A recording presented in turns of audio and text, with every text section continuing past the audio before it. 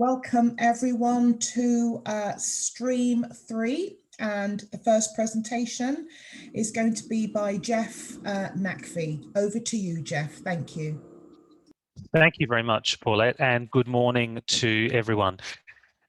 This presentation is going to share some of the major findings of a completed 5-year case study, which basically looked at how we would and could possibly establish work-integrated learning in a different curriculum setting, whereby we actually engaged industry and got them involved in the delivery of curriculum for the benefit of the students to equip them with the lifelong employability.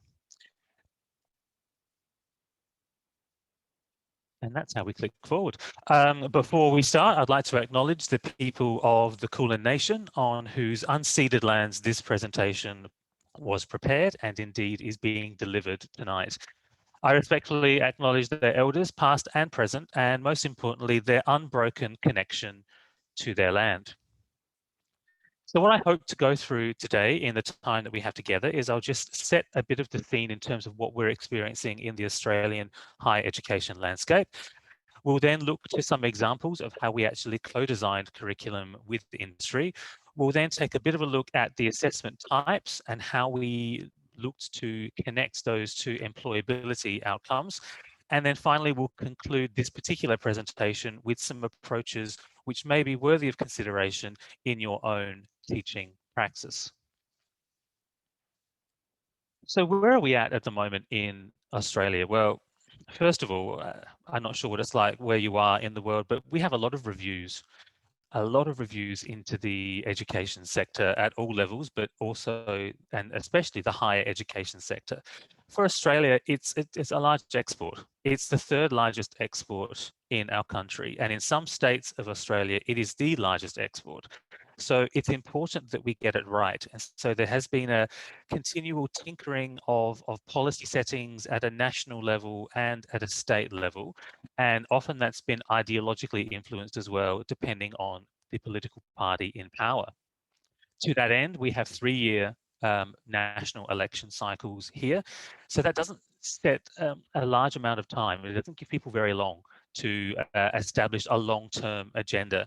You pretty much have 1 year to try and get things, do the hard work in terms of making the harsh changes, 1 year to establish what you actually want to achieve, and then the final year you're in electioneering mode seeking re-election. But this study focuses on and draws from the Bradley Review of 2008. The late, great Denise Bradley was a former colleague of mine, and she spearheaded a wide-ranging review into Australia's higher education system. And there were a range of recommendations, including an increase in participation in higher education targets. Population growth alone was not going to be enough to meet the skills and the education needs of a future workforce. In 2011, our then Prime Minister and former Education Minister, Julia Gillard, introduced what was termed a demand-driven university funding model for all Australian tertiary education institutions. And this was in response to one of the review's 46 recommendations. So what this meant was that government funding for an institution would increase alongside enrolment numbers. And indeed, in those first 2 years of that policy being implemented, an additional 190,000 students entered into the tertiary education system. But with that increase, of course, the diversity in student cohort changed significantly and in ways arguably that it had never been seen before. This too was one of the recommendations of the Bradley Review, to bolster the growth in students among groups, and I quote, disadvantaged by the circumstances of their birth, end quote. So many of the new students who came into the system were Indigenous, people from low socioeconomic backgrounds, from regional or remote areas of Australia, or sometimes, as they came to be known, first in family, meaning that they were the first person within their family to enter into the higher education system. Tertiary admission scores were lowered for several programs to increase intake. And so what we ended up with was a university and higher education system that was now awash with types of students that had never been in the system before. But they were all undertaking assessments and summative tasks based on a curriculum that arguably didn't adjust as well as it could have to that significant shift in cohort.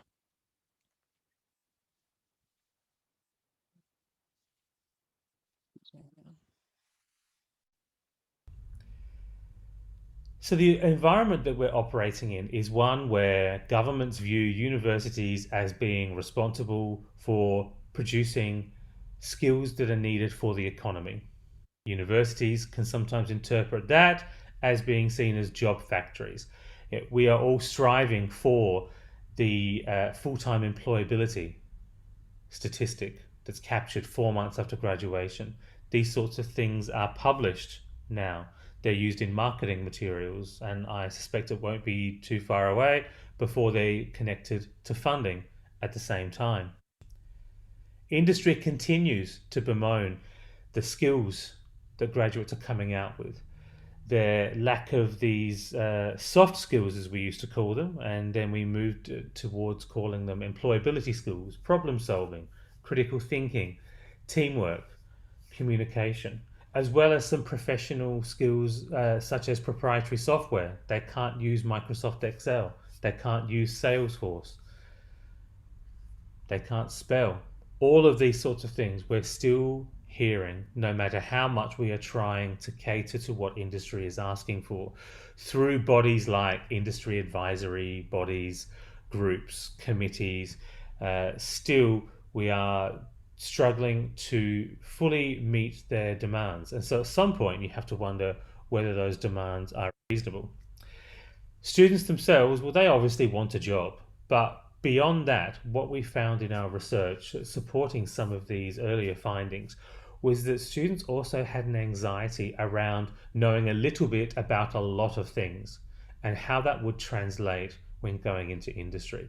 So this concept of skill skimming, the equivalent of understanding 20% of something and having some exposure to it, but not really understanding any discipline enough to transition successfully into employment. This anxiety was very, very strong.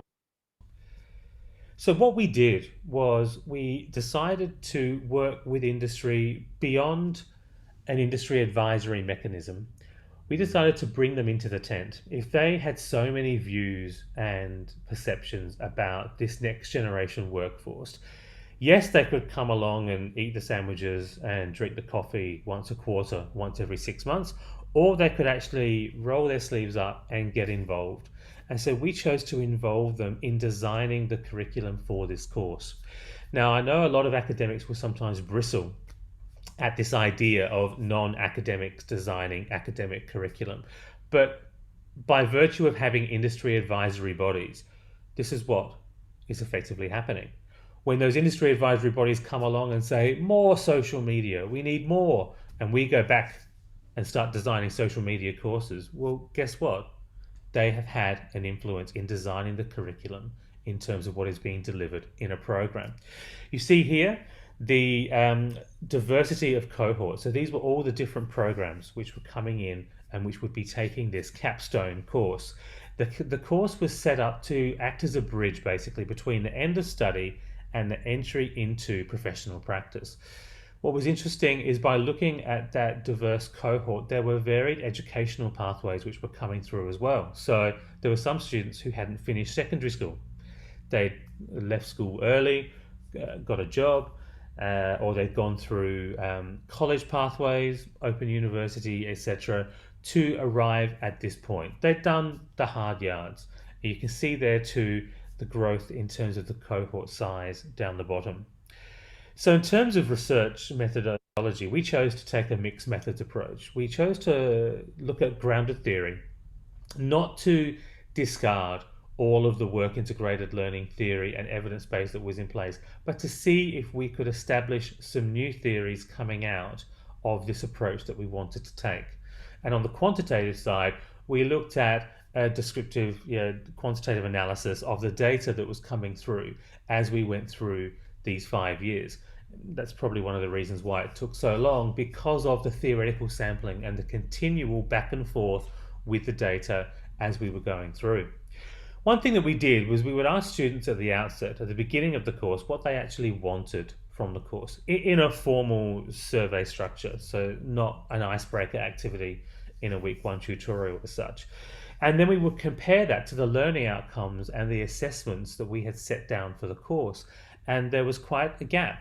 So as you can see here from this word cloud, students wanted to understand how to grow their professional network. They wanted to understand how to package up their skills for the market and take them to market to sell themselves, their personal brand. They wanted to understand and have a compelling portfolio. And most of all, they wanted an underlying reassurance and the instilling of a confidence in the skills that they had been equipped with during their university years to go out and approach the market and transition into professional practice. So what we decided to do was to work with industry practitioners, so getting them involved in the delivery of the curriculum. So here, and let's all just say some short prayers and hope that the technology works. Here we have an interview between two industry practitioners, and one is interviewing another in a Q&A sort of format, talking to this other industry practitioner about how they got started in the creative industries, how they made the move from the safety of an in-house secure role and started to set themselves up as being a sole practitioner to then establishing a creative consultancy. Let's see if this is going to behave.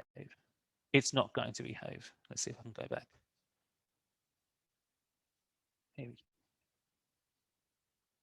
How did you go about setting rates and prices and knowing what your worth was, or the value of your work? That's really hard, especially when you're starting out, because you think, oh, I'm a bit new at this, but I've got a degree in journalism, so you know, I think I did undervalue myself a lot back then. I mean, $100 for 2,400 words is ridiculous, but I took what I could in the beginning because I just needed the work.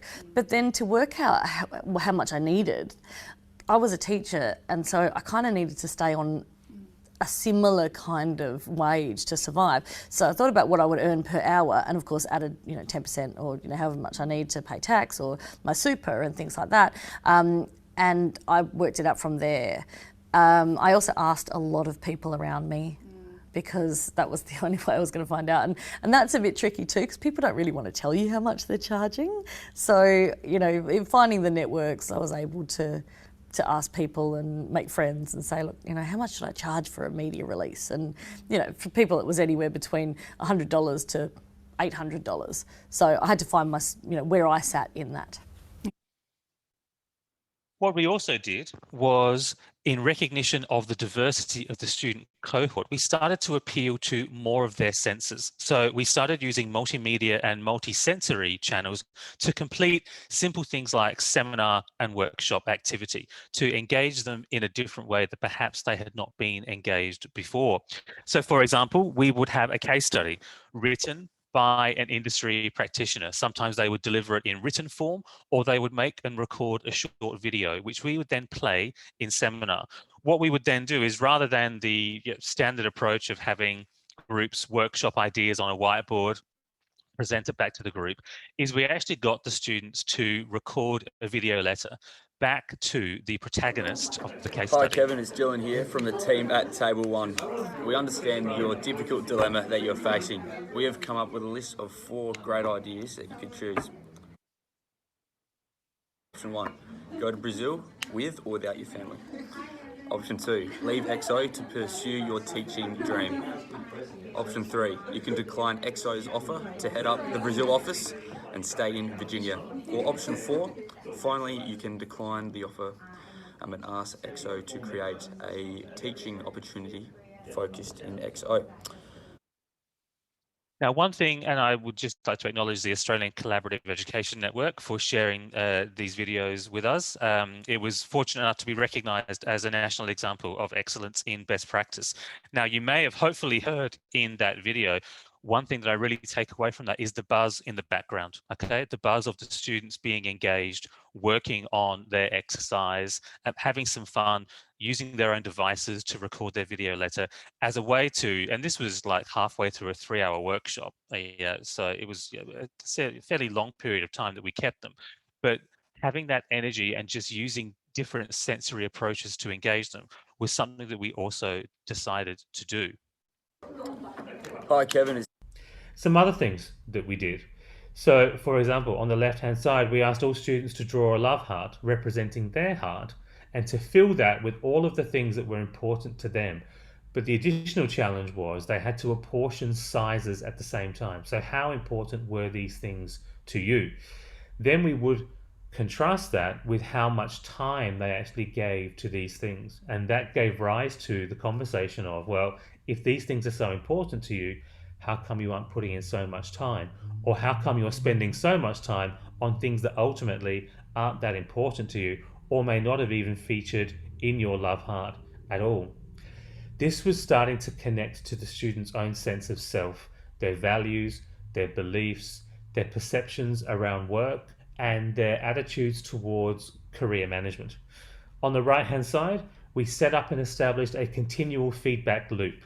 So students would write down at the end of each seminar one thing that they had learned and will take away from that seminar, and one thing that they would like to know more about or they would like to revisit in a later seminar. They would write that on a post-it note, stick it up on the wall as they were leaving for that week. That was borrowing from Harwood's 1-minute paper method.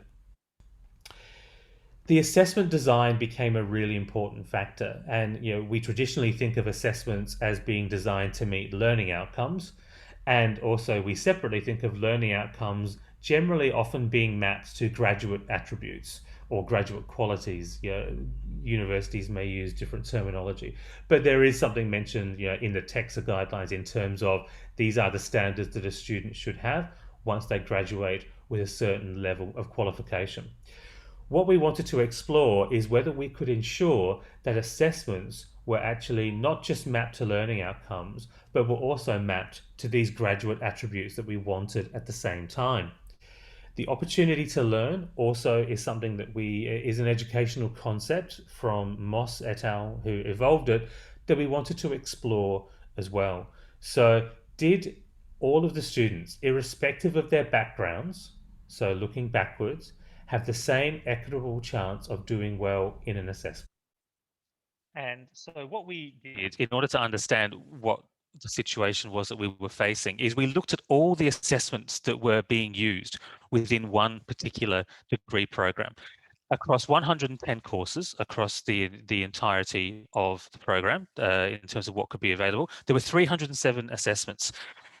Go figure this, yeah? In one 3-year program, right? So one student completing a 3-year undergraduate program, there were more than 80 assessments. Just think about that in terms of how often we are assessing.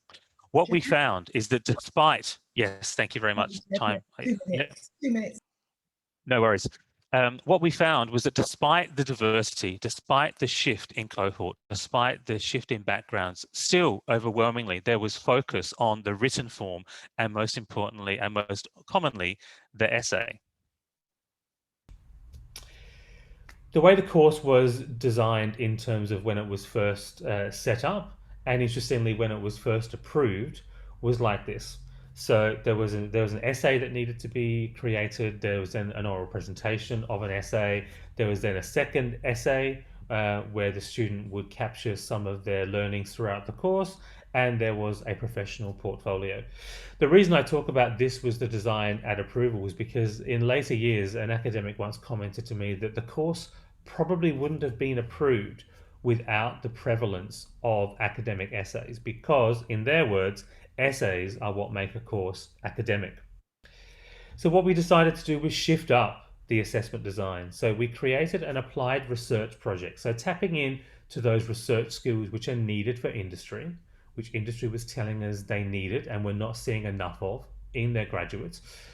We gave students the opportunity to select a topic that was of interest and passion to them, and we gave them the choice of artifact in terms of how they would present that research. And they had 2 shots at doing that. So some would choose an essay and a presentation. Some would choose a poster and a video presentation. They had the choice looking across those range of assessment types that were in use. We kept the professional portfolio, but increased the weighting of that because students had indicated they wanted to ensure that they had a good cover letter, CV, examples of work, elevator pitch, ready to go once they graduated. And we introduced a reflective journal. So rather than having an essay where they captured their learning throughout the course, we set up a regular weekly journal submission, which they were able to populate either through written form, spoken form. They could make audio recordings, they could do drawings, they could write creative works, any affective way that they wanted to engage with the content. And some of it was disjointing. And a lot of the comments that came back from students was around the fact that this is stuff that I really should have been thinking about earlier. And it's a shame that I'm only thinking about it in the final year of my study. In some respects, this course should come with a trigger warning, was one of the quotes that we had. But what we found, and what I'll do here now is, oh, I've just realized all this time. Sorry, now I'm going to put my video back on. All this time you've just been staring at a logo. What we found, and this is probably a good place to finish, because we can use some of the outcomes to punctuate discussion in the Q&A, was that there were some there was a statistically significant shift when we looked at some of these metrics across assessment, engagement, as well as grades. We also saw that there was an increased equity. So before we made any changes, if you were coming from a writing focused degree, you were going to do well because the assessments were designed in a way that lent very heavily towards that more written form. After we adjusted and after we gave students a choice in terms of being able to select and play to their strengths, suddenly it became easier for everyone to succeed in doing and completing the assessments. I'll finish here on this particular slide, which is just basically some things for you all to think about, and more than happy to discuss any of these in the Q&A, but I do want to make sure that we do have time for that. So I just wanted to thank all of you for listening in. The full details of what we've discussed are in the chapter 3. It's in the book. I hope you enjoy, and hope you always open to take any further questions or discussions outside of this conference as well. Thank you very much, Jeff. I completely appreciate the difficulties in trying to condense a whole chapter into a 20-minute presentation. So do forgive me for interrupting whilst you were in your flow. No problems at all. So, ladies and gentlemen, we've just been witness to some fascinating research undertaken by Jeff and members of his team. Are there any questions, please? Do you want us to call out questions, or? Yes, please. Please feel free to call them out. Thank you. So that's interesting, and I'm looking forward to reading the chapter itself to get more detail. But I'd just like to ask a question about the very last point. So interesting. Do you think the purpose of work integrated learning is to make it more possible for more people to succeed? Because you said at the end that by allowing people to choose different assessments or whatever, more of them could be successful. But when it comes to employment, it's manically competitive. So is that really the purpose of work integrated learning, is to make it easier for everybody? I think what we do is we take that longer term view of what employability means. So in the creative industries space, it's very fluid, it's very insecure. Most people work on freelance arrangements, etc. So what we observe in the higher education sector, particularly in Australia, is there is that push for that sugar fix of must land a job within 4 months. Yeah. Must land full-time employment. Whereas what we're trying to do in this course is to equip students with that longer-term, lifelong resilience, adaptability, recognition of what their skills and strengths are, so that if the market takes a downturn, as it did last year, for example, in the creative space, they understood what skills they had to fall back on and how they could recalibrate and pivot themselves in a different direction to the market. So building their kind of confidence is perhaps more important than building their competitive edge? Yes, I think the confidence has to be at the foundation, because once they have that confidence of who they are and what they're about and what they've got to offer, then we went through the process of building that up in terms of their personal brand, in terms of their what they were taking to the market. Thank you.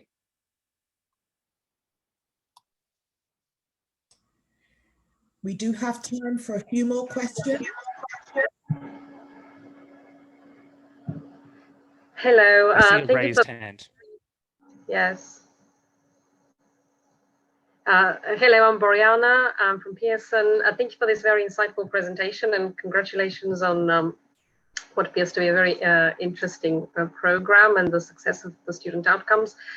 Could you tell us a little bit more about how you engaged industry? In what form were they engaged? How students responded to it? And what was particularly their contribution? Was it in the design of the program, or was it on an ongoing basis with the students? Basically, it started out from an industry advisory committee, which I think is a body that's probably reflective and present in a lot of higher education institutions. But it sought to take it beyond a quarterly meeting, a 6-monthly meeting. And so what we did basically was establish one-on-one conversations. And we looked at the skill profile of the people we had on the industry advisory committee, and where there were gaps in terms of what we were looking to provide to students, we went and found those people. And then we just found the best ways to try and bring them in, because every guest lecturer is not necessarily well equipped to offer an internship, for example. And every organization that's able to offer a placement may not necessarily make for a good lecturer. So we found and used different ways, such as through guest lectures. We had them turn up to workshops and would spend maybe half an hour. We would often book them in maybe to turn up once every 3 to 4 weeks. So over the period, the duration of the course, students got to know and touch in with the same people repeatedly. Because we had a streamed approach to the workshops, so we had, because the creative industries, because the cohort was so broad, we had some streams that we put in. We were therefore able to target speakers, practitioners who were quite willing and happy to come in. A lot of them, particularly in the creative industry sector, are quite happy to give back. We were fortunate enough too that it was a strong alumni network as well, which we tapped into to get those people to get involved. And they really then, I guess, peppered the course, whether it be through case study examples in a workshop, as we saw in the video, or whether it be some 1 to 3 or 4 groups of students, individual discussions in terms of what was happening. That's really how we used them across the course. And because the course ran so frequently, there was an ongoing engagement. So 2 semesters, then we added a 3rd trimester. So there was a regular ongoing conversation with these people from industry. Thank you very much. And we have time for one last question from St. Walker.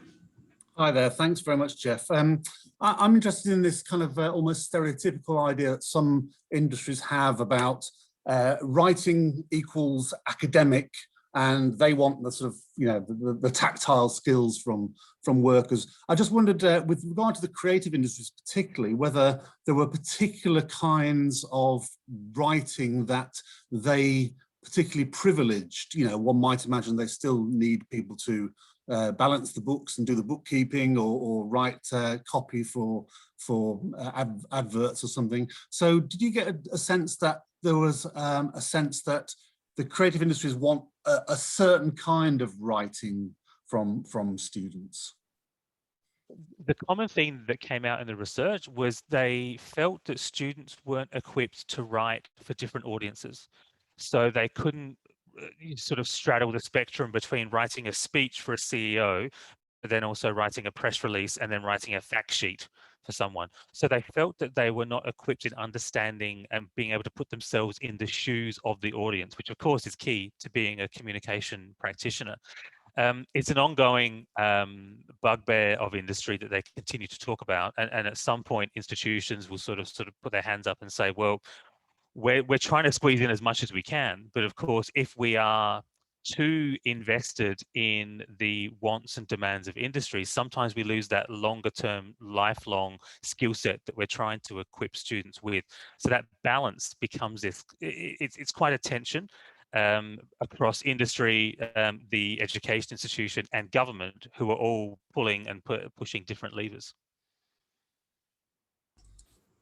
Thank you very much for all your questions. We are out of time now. So thank you very much, Jeff, for that wonderful and insightful presentation, for sharing those amazing findings with us this morning. Thank you.